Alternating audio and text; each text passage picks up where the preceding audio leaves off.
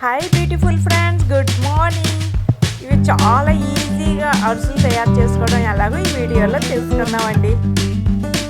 1.5 బెల్లానికి 2 కప్పులు నీళ్లు వేసుకున్నానండి. వేసుకుని బెల్లం పాకం తయారు చేస్తున్నాను. ఇదిగోండి పాకం కూడా రెడీ అయిపోతుంది. అంటే తీగ పాకం ఏం కాదండి, కొద్దిగా పాకంలా అయితే సరిపోతుంది. ఇదిగోండి ఇలా పొంగులా వస్తుంది కదండి. ఇప్పుడు 2 కప్పులు బియ్యం పిండి వేయాలండి.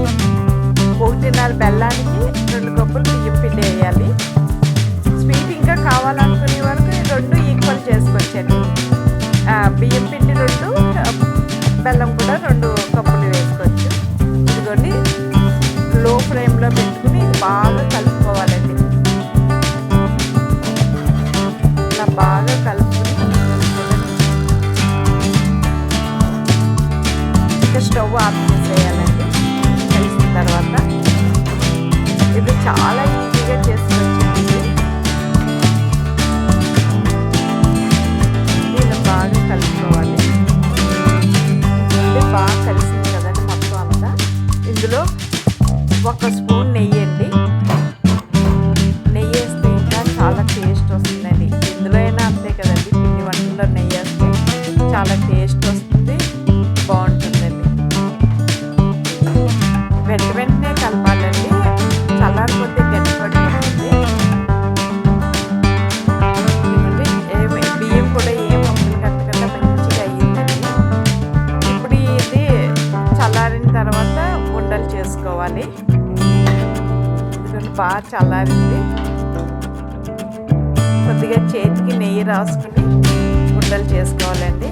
మనకి ఎంత అరుసు సైజు ఎంత కావాలో అంతంత ఉండలు చేసుకోవాలండి. ఇదిగోండి ఉండ కూడా చాలా బాగా నీట్గా వచ్చింది. ఇప్పుడు స్టవ్ మీద ఆయిల్ పెట్టి ఆయిల్ బాగా వేడెక్కాలండి. ఆయిల్ బాగా వేడెక్కిన తర్వాత అరుసు వేస్తే బాగుంటుందండి. ఒక పేపర్ మీద, కవర్ మీద, పాల కవరు, ఆయిల్ కవర్ మీద ఇలా అరుసుని ఇలా ఒత్తుకోవాలండి. ఒత్తుకున్న ఆయిల్ చూడండి బాగా కాగింది కదా, ఇప్పుడే వేసానండి. ఆ కాగిన తర్వాత వేయాలి. ఇదిగోండి చూడండి అరుసు ఎంత బాగా వచ్చిందో. ఇలా తీసుకుంటే చిల్లుల గట్టిలోంచి ఇంకో గరిటె బాగా నొక్కితే ఆయిల్ ఏమైనా పీల్చుకుని ఉంటే ఆ ఆయిల్ కూడా బయటకు వచ్చేస్తుందండి. ఈ అరుసు టేస్ట్ చాలా బాగుంటుందండి. చేయడం కూడా చాలా ఈజీ అండి.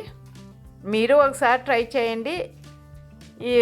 ఇది చాలా ఈజీ అండి. టేస్ట్ కూడా సేమ్ అలాగే ఉంటుంది. మీరు ట్రై చేసి ఎలా వచ్చిందో నాకు కామెంట్స్లో తెలియచేయండి. ఓకే అండి, బాయ్. నెక్స్ట్ వీడియోలో మళ్ళీ కలుసుకుందాం. చూడండి అరుసు పొంగింది. సబ్స్క్రైబ్ చేయండి నా ఛానల్.